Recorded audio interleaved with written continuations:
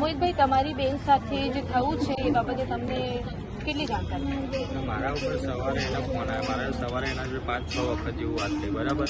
એટલે એને મને એમ કીધું કે મેં ગઈકાલે હું નથી ગઈ કોલેજ, એટલે મારા મેડિકલ રિપોર્ટ જોઈએ. મેં કીધું સારું, હું તને લેવા આવું, પછી આપણે મેડિકલ ડૉક્ટરને તપાસ કરાવીએ, આપણે મેડિકલ રિપોર્ટ લઈ લઈએ. મેં કીધું તારી તબિયત સારી ના હોય તો આપણે અઠવાડિયાની કે મહિનાની રજા લઈ લઈએ. એટલે કે ના, એવું નથી, પછી મારા સ્કૂલ કોલેજમાંથી ટોર્ચરિંગ થાય, એને એવું બી કીધું, બરાબર. મેં કીધું સારું, ચાલ તો હું તને લેવા આવું. એટલે કે ના, તમે મને લેવા ના આવો, હું તમને ફોન કરીશ, પછી તમે આવો, બરાબર, લેવા.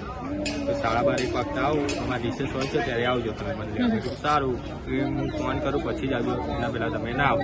એ મને એવું બી કીધું. પછી મેં કીધું તમે રજા રિપોર્ટ બનાવી દેતું. એટલે કે મને રજા રિપોર્ટ નહીં બનાવવા દે, મને નહીં રજા નહીં આપે. મેં વાત બી કરી, મને આ રીતે તાવ નહીં આવ્યું છે તો ભાઈ મને રજા રિપોર્ટ નહીં આપતા, એવું બી કીધું. બરાબર. તમારી બેનના ફોન આવ્યા છે, મને ખાલી જસ્ટ બતાવો ને કેટલા ફોન આવ્યા છે તમારી બેનના. અને નોર્મલ જ વાત કરી હતી તમારી? હા, નોર્મલ એકદમ ફ્રીલી વાત કરી હતી એને. બરાબર, એકદમ ફ્રીલી વાત કરવામાં આવી હતી. એવું કંઈ લાગ્યું બી નહીં, અને એવું કંઈ હોય તો એ મને તરત જણાય જ દે. બરાબર. 5 ફોન આવેલા છે ને તમારી બેનના? 7 ફોન આવેલા છે. 7 ફોન આવેલા છે. 7 વખત અમારે વાત થયેલી છે. બરાબર, 7 વખત વાત થયેલી. જસ્ટ આવી જ વાત થઈ? હા, એકદમ નોર્મલ વાત થઈ. ખાલી એ બીમાર હતી એટલે એમને કીધું હતું કે મારી રજા રિપોર્ટ ને બધું. મેં એને એમ બી કીધું કે તું એવું હોય તો ઘરે જતી રહે, હું તને ઘરે મૂકવા આવું, બરાબર.